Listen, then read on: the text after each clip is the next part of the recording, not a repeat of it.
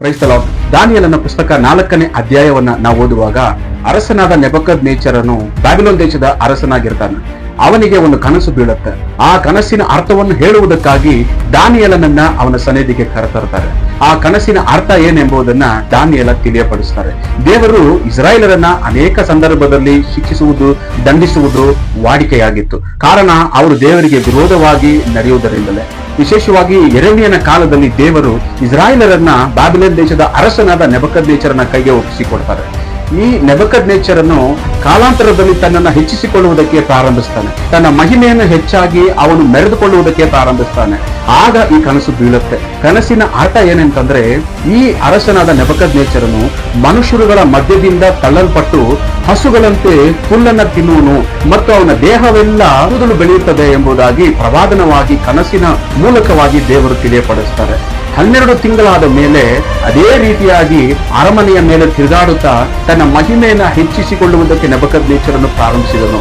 ಆಗ ಮಾತುಗಳನ್ನ ಮತ್ತೊಮ್ಮೆ ದಾನಿಯೇಲನ ಮೂಲಕವಾಗಿ ಹೇಳಿದಂತೆ ತಿಳಿಯಪಡಿಸಿದ ಕೂಡಲೇ ಅವನು ಮನುಷ್ಯರುಗಳ ಮಧ್ಯದಿಂದ ತಳ್ಳಲ್ಪಟ್ಟು 7 ವರ್ಷಗಳ ಕಾಲ ಅವನು ಪ್ರಾಣಿಗಳ ಜೊತೆಗೆ ಬದುಕನ್ನ ಮಾಡಬೇಕಾಯಿತು.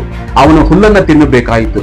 ಆ 7 ವರ್ಷಗಳಾದ ಮೇಲೆ ನೆಬೂಕದ್ನೆಚ್ಚರನ ಬದುಕನ್ನ ದೇವರು ತಿರುಗಿ ರೂಪಿಸಿಕೊಡ್ತಾರೆ.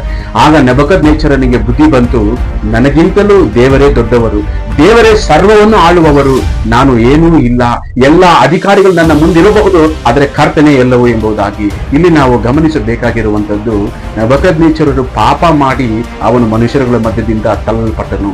ಒಂದು ಕ್ಷಣ ಯೋಚನೆ ಮಾಡಿ ನೋಡಿ, ಒಂದಲ್ಲ ಎರಡಲ್ಲ 7 ವರ್ಷಗಳ ಕಾಲ ನೆಬೂಕದ್ನೆಚ್ಚರನು ಪ್ರಾಣಿಗಳ ಮಧ್ಯದಲ್ಲಿ ಬದುಕನ್ನು ಬದುಕಬೇಕಾಯಿತು. ಅವನನ್ನ ನೋಡಿದವರಿಗೆ ಏನ್ ಅನಿಸಿರಬಹುದು, ನೋಡಿದ ಪ್ರತಿಯೊಬ್ಬರು ಏನನ್ನ ಮಾತಾಡಿರಬಹುದು, ಇವನು ಜೀವನ ಅಷ್ಟೇ ಮುಗಿದು ಹೋಯಿತು ಎಂಬುದಾಗಿ ನೆನೆಸಿರಬಹುದು. ಆದರೆ ಅವನ ಜೀವನವನ್ನ ಮರುಕಳಿಸಿ ದೇವರು ತಿರುಗಿ ಅರಸು ಸ್ಥಾನಕ್ಕೆ ಅವನ ವಂಶವನ್ನ ದೇವರು ಕುಳಿರಿಸುವಂತವರಾಗಿದ್ದಾರೆ. ದೇವರಿಂದ ಅಸಾಧ್ಯವಾದದ್ದು ಒಂದೂ ಇಲ್ಲ. ಈ ಒಂದು ವೇಳೆ ಮನುಷ್ಯರು ನೋಡಿ ನಮ್ಮನ್ನ ಹೇಳಬಹುದು, ಇನ್ನು ಏನು ಆಗೋದಿಲ್ಲ, ನಿನ್ನ ಜೀವನದಲ್ಲಿ ಅಷ್ಟೇ, ಇನ್ನು ಮುಗೀತು ನಿನ್ನ ಕತೆ ಅಂತ, ನಿನ್ನ ಒಂದು ಜೀವನ ತಳಮಟ್ಟದಲ್ಲಿ ಇದೆ, ಯಾರಿಂದಲೂ ಎತ್ತುವುದಕ್ಕಾಗುವುದಿಲ್ಲ ಅಂತ ಮನುಷ್ಯರು ಹೇಳಬಹುದು.